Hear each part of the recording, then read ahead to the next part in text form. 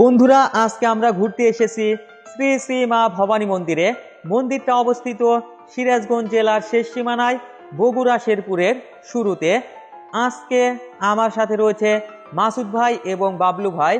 গ্রামের নাম ভবানীপুর, আর গ্রামের নামের সাথে মিল রেখে মন্দিরটার নামকরণ করা হয়েছে শ্রী শ্রী মা ভবানী মন্দির। আজকের ভিডিওতে আমরা মন্দিরের ভিতরে কোথায় কি আছে, মন্দিরের সম্পূর্ণ দৃশ্যপট তুলে ধরবো আপনাদের মাঝে। আপনারা আমাদের সাথেই থাকুন।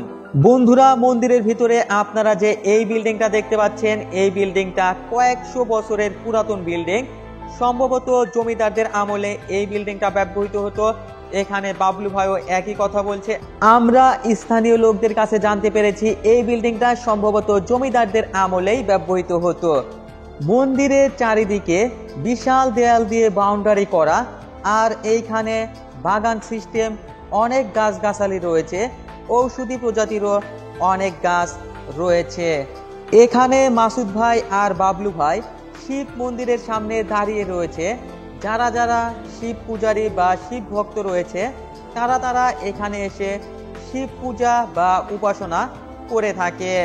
আমরা এখানে যে বিল্ডিং এর মধ্যে দিয়ে যাচ্ছি, এই বিল্ডিংটা মূলত জমিদারদের আমলে জমিদাররা ব্যবহার করত। বন্ধুরা, আমরা যদি এই বিল্ডিং এর সাইডের অংশ দেখাই, সত্যি চোখ ধাঁধানো, চারিদিকে মনোরম পরিবেশ, সৌন্দর্যে ভরপুর ছিল মন্দিরের ভেতরের দৃশ্যপটগুলো। আমরা আরো একটু সামনে এগিয়ে যাব, আপনারা আমাদের সাথেই ভিডিওটা উপভোগ করতে থাকুন। Our hearts beat to the city streets. We began to feel the fire. We rise like tall buildings as the chemicals they take us higher. The night's young and it's just begun as she puts her hand in mine. We wanna chase the night, wanna dance to the light, pull the stars from the sky. বন্ধুরা, আজকের মতো আমি আশরাফুল 99 এখানেই বিদায় নেব।